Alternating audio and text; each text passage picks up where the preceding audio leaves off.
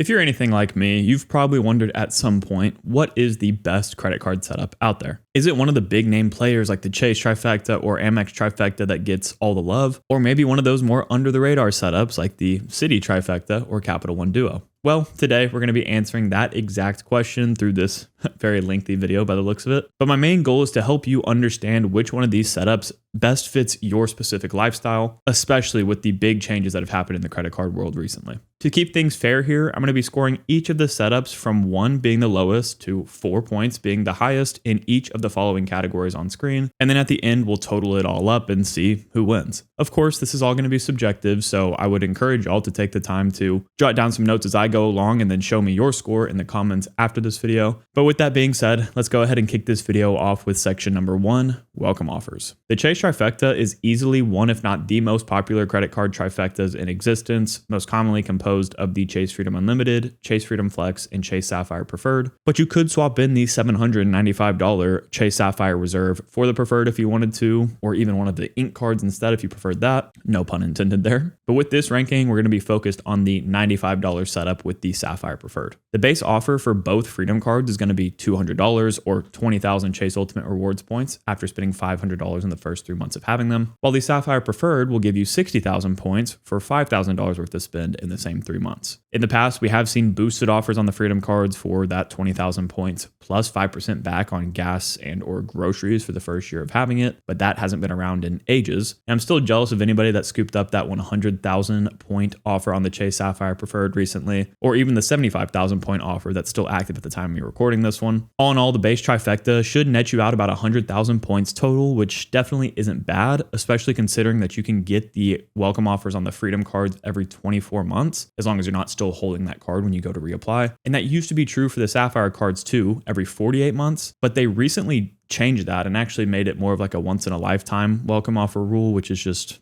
not my favorite thing in the world, obviously. So yeah, you're a little bit more limited with Chase welcome offers now compared to the past. Amex, on the other hand, is known for having the highest welcome offers on the market with the highest spending requirements. The typical Amex Trifecta includes the Amex Gold, Platinum, and Blue Business Plus. Yes, the Blue Business Plus is a business card, as the name suggests, but as I've talked about in the past, business cards are really easy to get approved for, no matter if you have an official business or not, but I know that this will still be a turnoff for some folks, so I'll be factoring that in. Offer-wise, the Gold card will give you 60,000 points for $6,000 worth of spend in 6 months. The Platinum will give you 80,000 points for $8,000 worth of spend in 6 months, and the Blue Business Plus gives 15,000 points for $3,000 worth of spend in 3 months. So that's a total of 155,000 points for the base offers, which is much higher than Chase. But this is the one ecosystem where you really need to be getting the highest elevated offers you can on each card. For example, you're regularly going to see the Platinum card right now offering up to 175,000 points compared to that base of 80. And the reason this is so important to go after those highest offers is because of Amex's once in a lifetime welcome offer rule. Not to mention, they also have family language restrictions and Amex pop-up jail that come into play.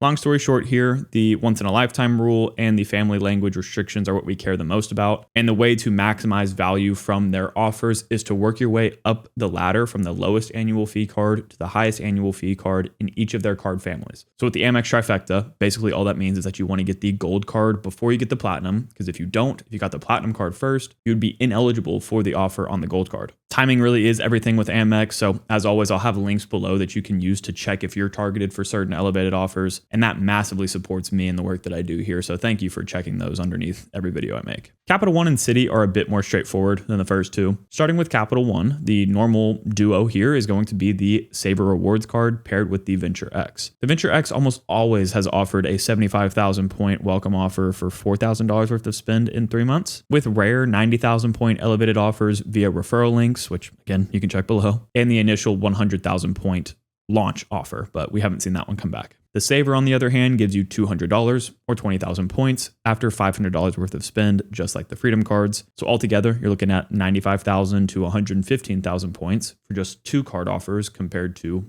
3 cards with the other 2 that we've talked about. The issue here is that Capital One is notoriously hard to get approved for, particularly for those that have been around the credit card game for some time. They often deny folks with higher scores and better credit profiles because they can't profit off of them. At least that's what it seems, from the consumer perspective. And while they technically do have a 48-month cooldown on the venture cards where you could get them, the offers over and over again, that doesn't really matter if you can't get approved for their cards in the first place. Citi is also a bit tricky here because of the recent launch of the new Strata cards. Previously, the Citi Trifecta was, just always known as the Citi Strata Premier paired with the custom cash and the double cash. But now you could build a good solid setup with the new Strata card and Strata Elite card as well. In my opinion, the Strata Premier is the better card to choose out of all of the options here just because of its broad earning potential and its transfer partner access as well that this Strata Elite has too. But obviously you can make whatever setup fits you the best. The custom cash is once again going to give you $200 or 20,000 points for $1,500 worth of spend this time. And the double cash will sometimes have that same offer, but usually it actually doesn't come with one at all. The Strata Premier, though, will consistently give 60,000 points for $4,000 worth of spend in 3 months, right on par with the Chase Sapphire Preferred pretty much. So you're looking at another 80 to 100,000 total points from the welcome offers with this setup. So that's roughly in line with Chase, but the problem is that Citi very rarely has elevated offers on their cards compared to Chase, where you can find them a bit more frequently. So for this first section, how do these setups rank? Just a few months ago, I would have easily put Chase in the top spot just because of how many welcome offers you can get with them and their just overall really low annual fee burden and minimum spending requirements compared to somebody like Amex. But with that new once in a lifetime rule on the Sapphire card specifically and this just weird application stuff that they're trying to copy from Amex, I would actually now put Amex above Chase in this category. Even with the higher spending requirements, the sheer number of points you can earn with them is so high that it's just hard to deny that they're in the top spot. And if you know how to time your applications correctly and also look for no lifetime language offers to get around that once in a lifetime rule, well, now you're basically talking about Chase on steroids. So for now, we'll put Amex in that top spot at number 1, Chase at number 2, Capital One at number 3, and Citi at number 4. If we did choose to include the Strata cards with the rest of the Citi Trifecta, then obviously these numbers would shift a bit, but we're focused on that main $95 Citi Trifecta composed of the Strata Premier, double cash, and custom cash. And without the double cash offering and offer all the time,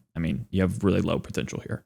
While we're talking about welcome offers, now is a great time for me to tell y'all about the tool I've been using since the very start of my credit card journey to help me track my spending towards sign-up bonuses, that of course being Max Rewards. Max Rewards is an all-in-one credit card management app that allows you to track all of the information across all of your credit cards from basically any lender in one convenient interface. That means no more swapping between lenders' apps to check your point balances, card balances, bill due dates, or anything like that, because now you can do it in a one-stop shop with Max Rewards. And like I just said, if you're a part of their gold tier, which I have a big discount for at the end of this section if you're interested, they have super helpful trackers, not only for sign-up bonuses, but also for retention offers or just transaction bonuses too. Unfortunately, a lot of lenders don't give you access to any kind of, tracker to let you know whether or not you're about to hit your welcome offer. And, I imagine they do that so you accidentally forget about it. But thanks to this tool in Max Rewards, I really don't have to worry about that. The Gold tier has a lot of other free features as well, and a couple of my favorites will be the automatic offer activation feature, so you don't have to go into each of your lender's apps to click the little plus icon next to each offer, as well as them automatically activating my quarterly rotating categories for me. But they have a ton more, and they also have a lot of free features as well, so don't think that you have to pay for Max Rewards Gold if you want to try out the app. Speaking of, if you want to lock in a 3-month discount off of your annual Max Rewards Gold subscription, if you ever do decide to upgrade to it, be sure to download Max Rewards through the link in my description and enter the promo code Spencer when you sign up to lock that in. And even if you're just signing up to try out the free features, do the exact same thing because that'll let them know I sent you, and you can lock in that offer for any time in the future that you do upgrade.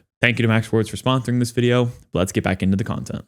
Welcome offers are just one piece of the earning puzzle though. So next, let's look at earning categories. And this is where Chase really starts to fall behind. For years now, people have begged Chase to remove the overlap amongst all of their ultimate reward point earning cards, but still, it's all there. Right now, all 3 of their core cards give you 3x back on dining, 5x through the travel portal, and the Freedom cards even overlap at 3x back on drugstores. At the same time though, that doesn't take away from the fact that each have a competitive advantage and can be used really well together. And the most optimal approach would be to use the Freedom Flex for 5x back on rotating quarterly categories, usually covering groceries and gas for 3 months out of the year respectively. The Sapphire Preferred giving you 3x back on dining, streaming, and online groceries if you ever use that, plus 2x back on travel, and the Freedom Unlimited covering you at 1.5x on everything else. If you were to swap in the Sapphire Reserve, you get better travel coverage at 4x back directly with hotels and airlines, and up to 10x back on Chase travel purchases. But that 3x on all other travel category that the Sapphire Reserve used to have did get wiped. So if you're somebody that likes to book Airbnbs or do a lot of transit purchases, well, now the Sapphire Reserve has been nerfed for you. Honestly, I do kind of worry that the Sapphire Preferred is going to have some refreshes come to it pretty soon, and I hope it doesn't get that same kind of nerf, but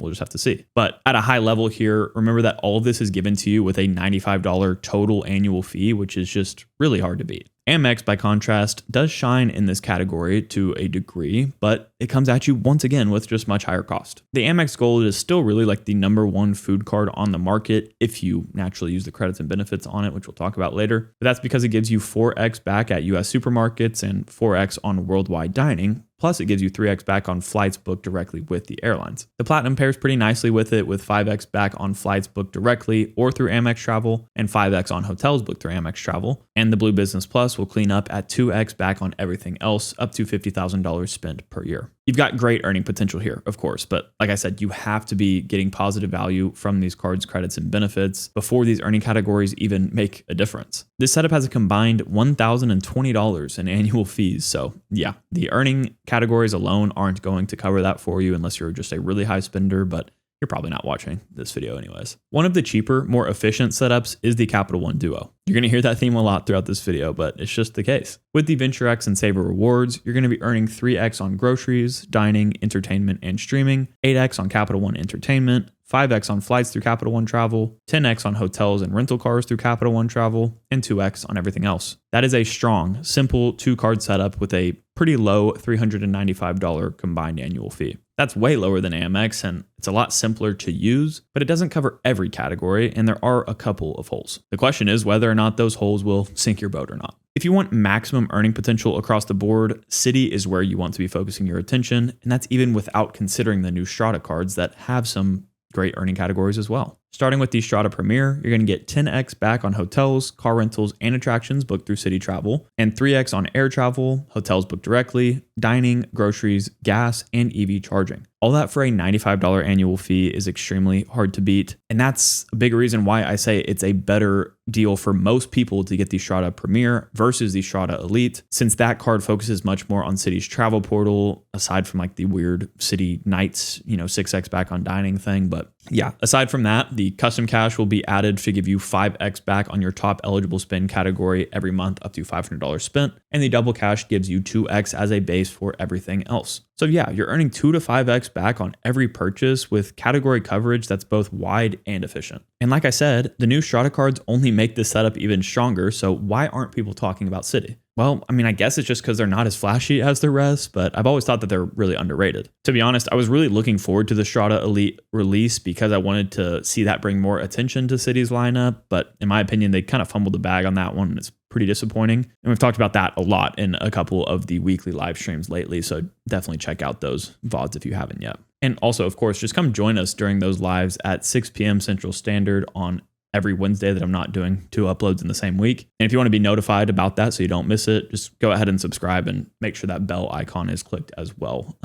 And yeah, I'll see you soon. So now where do the rankings land here for the earning category section? To me, Citi easily takes the top spot. They have massive multipliers with broad coverage and low annual fees total. Capital One is actually going to come in at number 2 because of the simplicity without sacrificing value. Amex is going to land at number 3 because of course it's super powerful, but it's expensive and lacks a personal card with just 2x catch-all. You have to, again, have the business plus for that one. And Chase is going to fall all the way down to number 4 because of those overlapping categories, as well as the recent Sapphire nerfs. That said, all of these setups are powerful in their own way, and it really just comes down to personal preference and what categories you value the most, as well as how much effort you're willing to put in to get those categories covered. That brings us into section number 3 now, the benefits versus the annual fees. This is where we really start to figure out which setup makes the most sense for you, not just in theory, but in practice. First, let's just lay out the total annual fees for each of the base setups so we have that to reference throughout, even though we will be kind of editing this a bit, as you'll see. The Chase Trifecta and the Citi Trifecta come in at the lowest annual fees of $95, followed by the Capital One Duo with a $395 annual fee, and the Amex Trifecta with a $1,020 annual fee. Now, let me say this up front. High annual fees does not automatically mean high cost. I know that sounds counterintuitive, but what I mean here is that I actually don't care at all about annual fees on paper. What I really care about are effective annual fees. And the way to calculate that is taking the total annual fees and subtracting out the value you got naturally from the credits and benefits on those cards to see which one now comes out on top. If you're spending $1,000 on the Amex Trifecta, but getting $3,000 in return, then you see how the math works. You can also, of course, include your points earning totals in your effective annual fee calculations, but for the sake of this section, we're just going to be talking about benefits. And I think that's a smarter way to approach this in the beginning anyways, since you can kind of get your categories covered with any setup that you go for. Let's start with the biggest outlier from that group though. Amex. The Amex Gold is going to cost you $325 a year, but offer $400 in credits from the $120 Uber cash credit, $120 dining credit, $100 Resi credit, and $84 Dunkin' credit. Unfortunately, Amex makes it harder than we'd like to see to get value from these credits. And I say that because the Uber, dining, and Dunkin' credits are monthly, and the Resi credit is semi-annual. But regardless, there is $400 worth of value there. The Platinum is more of the same, but the list is much more extensive with a quoted $1,500 plus in benefits, including a $200 airline fee credit, $200 Uber credit, $200 hotel credit, $240 digital entertainment credit, $120 global entry / TSA pre-check credit, $199 Clear Plus credit, $155 Walmart Plus credit, $100 Saks Fifth Avenue credit, and $300 Equinox credit. Plus, it also gives you added benefits like access to the Global Lounge Collection, which is the biggest out of any premium card, Hilton and Marriott Gold status, Avis, Hertz, and National car rental status privileges, and more. So in total, between the Amex Gold and Platinum, you could expect to get $2,048 from just the credits alone, but that is if you would actually use those naturally. I would venture to say that 99% of people are not going to use all of those. So in your effective annual fee calculation, only include what you would have paid for before having the card. Oh, also Amex just confirmed that they are refreshing the Platinum card later this year. So I would expect the annual fee to be raised to something like $875 with even more credits added to it. So it's going to change the math again. Next up, Capital One. The Saver Rewards is a no annual fee card, so no math needed there, thank goodness. And the Venture X is famous for its high value despite its $395 annual fee. That comes from its $300 travel credit through the Capital One portal, 10,000 anniversary miles worth at least $100, $120 global entry / TSA pre-check credit, and then the added benefits on top of that being access to the Capital One lounges and Priority Pass Select, Hertz President Circle status, and more. People often call the Venture X the card that pays you $5 a year to keep it, and that's pretty fair, assuming that you would be paying $300 for travel out of pocket without this card. And to be honest, if you weren't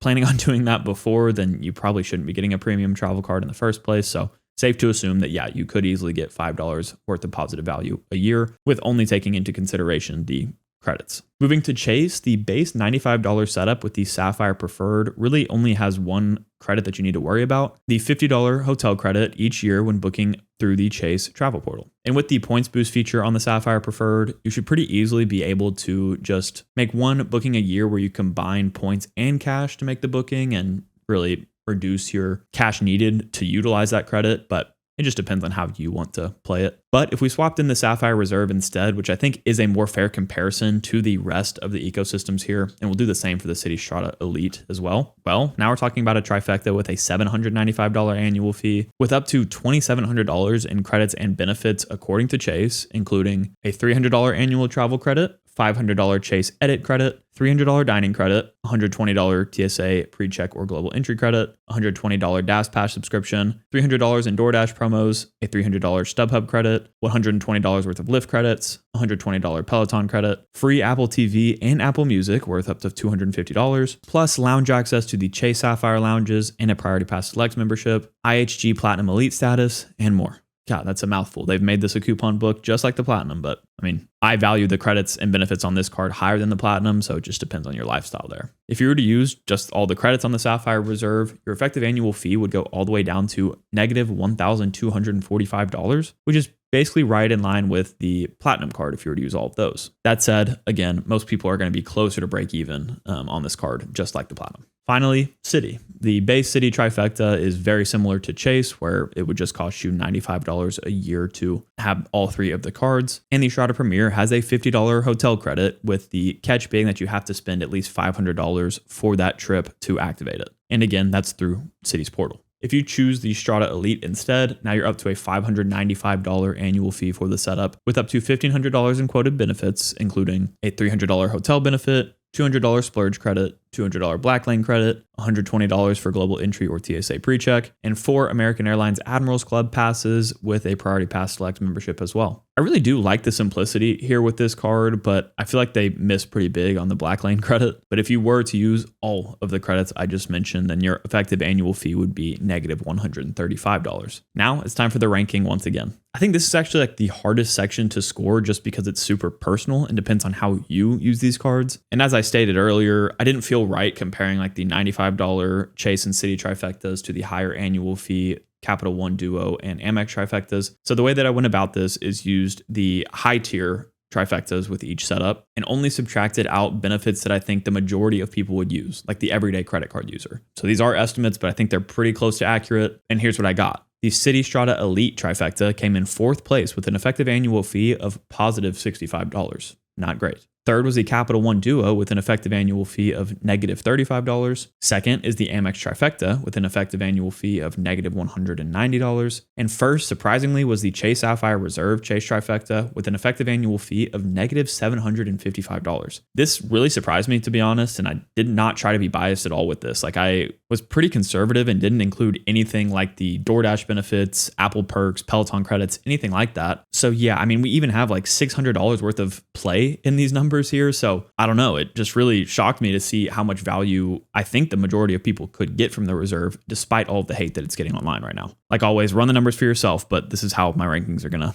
shake out for now. Now we get to dive even deeper into the weeds here and talk about redemption options. Arguably, this is the most important section of the video because it doesn't matter what credits and benefits you would use. It doesn't matter what the earning rates would be if you can't actually use those points for the travel that you want to take. Let's go back to our original order and start with Chase this time. All of the cards in the Chase Trifecta earn Chase Ultimate Rewards points, which you can move between all of your Ultimate Reward point earning cards through their portal. The points guide values Chase Ultimate Rewards points around 2 cents per point, putting it basically in line with built-in Amex, but that's based on average valuations. How could you actually use their points? If you wanted to redeem your points for cashback, you could do so at a full 1 cent per point, which is pretty standard, but this isn't an ideal way to redeem your Chase points. I would argue that if you want to go cashback, you should be looking at other ecosystems, whether that's Wells Fargo, Bank of America, US Bank, credit unions, even Citi, or a combination of all of those. So this is nice to have as a fallback, but shouldn't be your main redemption option. In the travel portal, you can get anywhere from 1 to 2 cents per point, depending on the type of redemption and the card that you have. The old model is that all the Freedom cards gave you 1 cent per point through the portal, and then the Sapphire Preferred gave you 1.25 cents per point, and the Sapphire Reserve gave you 1.5 cents per point. The new model, though, is the Points Boost feature that now gives you anywhere from 1 to 1.75 cents per point through the travel portal on the Sapphire Preferred, at least based on what I found, and anywhere from 1 to 2 cents per point using the Sapphire Reserve through the portal. The higher valuations, though, are only subject to premium bookings, so whether that be like, business or first class flights with Star Alliance partners specifically, or luxury hotels through like the Edit collection. What this shift did is really benefit premium style travelers, but really harm the economy travelers. And just to be clear here, I wouldn't be redeeming your points for 1 cent per point through the portal. You'd be better off just cashing out those points and paying using those redeemed points directly with the airline or hotel. But yeah, curious to hear what y'all think about the new Points Boost feature. I'm not fully sure how I feel about it yet. Then, of course, you have transfer partners, which give you uncapped value, and that's where we see those higher 2+ cent per point valuations coming into play. In reality, it should be pretty easy for you to get 2 to 4 cents per point using their transfer partners, but it all depends on if that fits your natural travel habits. With all of the currencies we're talking about today, these valuations are going to be basically the same, and I'm going to note the competitive partners that each lender has so you can see like which one maybe fits your style better. But where Chase stands out from the rest here is going to be their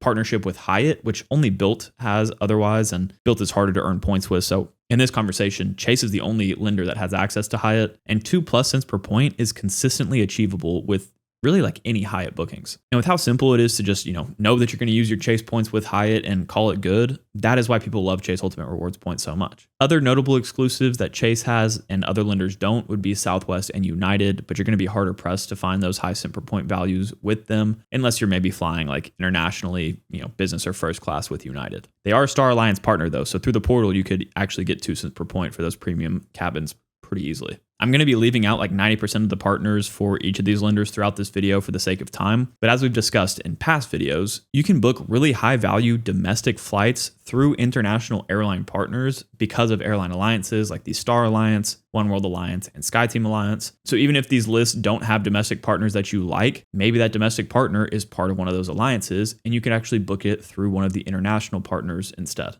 Overall, though, Chase Ultimate Rewards points are arguably the most flexible, intuitive, and rewarding points ecosystems out there, and they're practically essential to earn if you want to stay with Hyatt. Now onto Amex. All the Amex Trifecta cards earn Amex membership rewards points, and all of the points are pooled into one central account, which means you don't need to do any point shuffling like with Chase. The points guide pegs them at a 2 cent per point valuation in line with Chase, but their redemption options are quite a bit more limited. For cashback, unless you have the Charles Schwab Platinum card, you're only going to get 0.6 cents per point, which you should never redeem your Amex points for. And in their travel portal, you get anywhere from 0.7 to 1 cent per point, depending on the card you have and whether or not you're booking hotels or airlines. So that really only leaves us with transfer partners to get that uncapped value. Amex does have the widest list of transfer partners at 20 total, and they have a really heavy emphasis on the airlines. Their unique partners are going to be ANA, Delta, and Hilton. And to run through each of them, Hilton is going to have a really low base value, but there are specific situations where you actually would want to transfer to them, whether that just be to like top off a stay since they have a 1 to 2 rate from Amex to Hilton, but especially during transfer bonus periods where that rate could be boosted to, 1 to 2.5 points if you're lucky.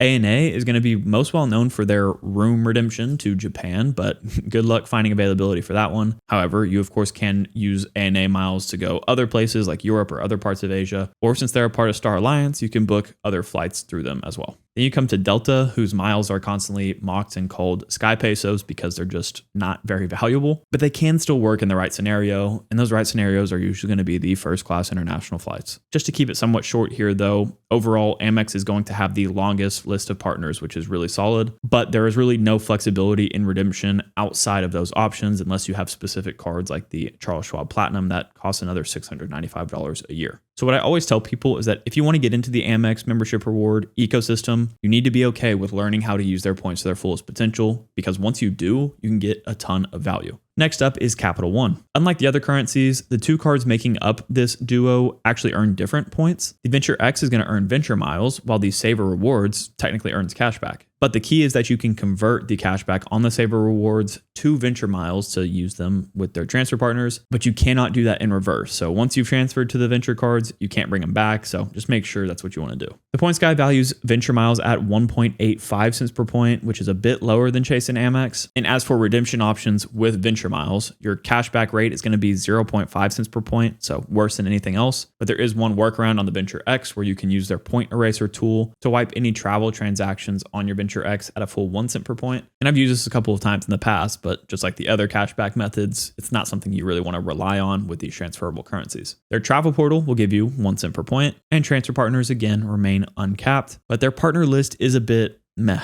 overall. Their unique partners include Turkish Airlines, which they do share with Citi, but still unique, Wyndham, Finnair, and TAP Portugal, but they don't really have a standout hotel or airline partner like Hyatt or American Airlines. If I was doing a tier list for these programs, Capital One Venture Miles would be like a low B tier option in my opinion, because they're solid, but just not really exciting. And last, but definitely not least, we have Citi. Citi thank you points have really come a long way in the last few months even. And like Chase, you can transfer points between cards or pool balances amongst your cards. And that's because even their cash branded cards and Strata cards all earn Citi thank you points. The points guy has recently upped Citi's valuation to 1.85 cents per point, which matches Capital One Venture Miles. And their redemption options are super flexible. Just like Chase, you can get a cash out rate of 1 cent per point anytime you want. And I did take advantage of that a few months ago, which now I kind of regret since I, could have been using them for American Airlines flights instead, but I did cover the cost of this new camera and stuff like that with it. So I don't regret it actually.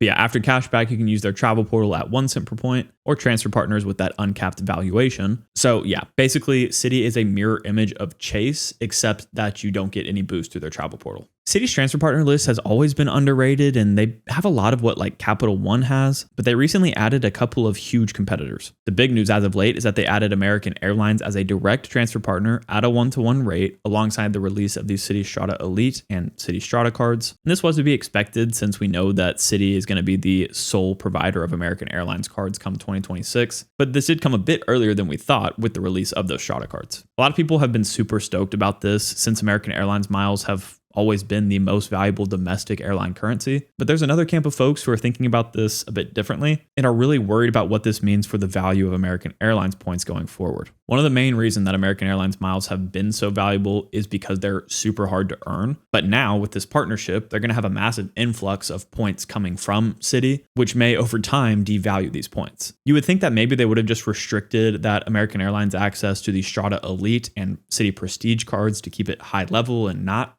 worry about these devaluations as much. But no, they actually gave it to the Strata Premier card holders as well, at least at the time of recording. And that could have been a fatal flaw for American Airlines miles, but time will tell. Outside of American Airlines, they have one other partner I wanted to mention, and that is I Prefer Hotels, which shout out to Anthony Venture for this one because I did not know how valuable this currency was until I saw his video mentioning them. Basically, I Prefer Hotel rewards points are generally very low value, like maybe around 1 cent per point. But the ticket is that you get 4 I Prefer points for every Citi thank you point you transfer over, which basically means that you're guaranteed a 3 cent per point valuation or so, based on the examples that he ran and that I've done myself, for their select list of hotels. This is practically a Chase and Hyatt partnership on Citi's side, and yeah, it's not something that people are talking about a lot yet, and I'm sure eventually it will get nerfed because that's just really, really valuable, but hey, while it's around, check it out. So who's going to win this section? Some of y'all may be shocked to hear this ordering, but just remember here that I really do value the flexibility and ability to redeem in different styles while still getting respectable rates. And that's where Citi and Chase really lead the pack. After a lot of thought, here's my ranking. I'm going to put Capital One all the way down at number 4 just because of their limited flexibility. Amex is going to be number 3. Citi is going to be number 2. And Chase is going to be number 1. I know some of y'all may not like this, but the reason I gave Chase the edge over everybody else is because they have that boost in their travel portal, which I have found a ton of value in the past, albeit I haven't used their points boost feature a lot. And maybe my opinion on this would be different, 6 months down the road, but hey, that's when it's going to be time for another one of these videos. Also, I think that the average user is going to have more Chase Ultimate Reward point earning cards than they do Citi Thank You points or Amex membership rewards points or Capital One miles. So for the everyday user, which is who I'm kind of tailoring this video to, Chase Ultimate Rewards is just the best of the best. Bringing everything together now, here is how the final tallies shaped up. We'll go bottom to top here just to add some suspense to it. But in the last place spot between these 4 different setups, we have the Capital One Duo with 8 points. A step up from that is going to be the Citi Trifecta with 9 points. And at the very top here in the first place position, we have the Chase Trifecta with 12 points, followed very closely by the Amex Trifecta with 11 points. The biggest takeaway of all of this for me is just how close each of these setups really are to each other. Part of me did think that Citi might have climbed the leaderboard to the very top before filming this video, and they've definitely made some really solid headway over the past few months, but it just seems that the things that I value the most, like flexibility and ease of use and all of that, is just best found within Chase's ecosystem still. I'm definitely curious to see how your numbers differ because I know everybody's going to have, something different. And don't forget that this is supposed to be fun. So don't throw any hate, down in the comments for people that have differing opinions than you. And as a final reminder here before we go, just know that you do not have to complete any of these specific setups to be successful in the credit card game. Really, the best approach would be mixing and matching cards from different ecosystems, depending on how many cards you want to add to your setup over time and what kind of complexity you want. But if you want to see what honestly might be the best credit card strategy for the majority of people using credit cards, go ahead and click into this video next. As always, Odin and I both want to say thank you guys so much for watching this video. If you did enjoy it, please consider leaving a like and subscribing to the channel, and we'll catch you guys next time.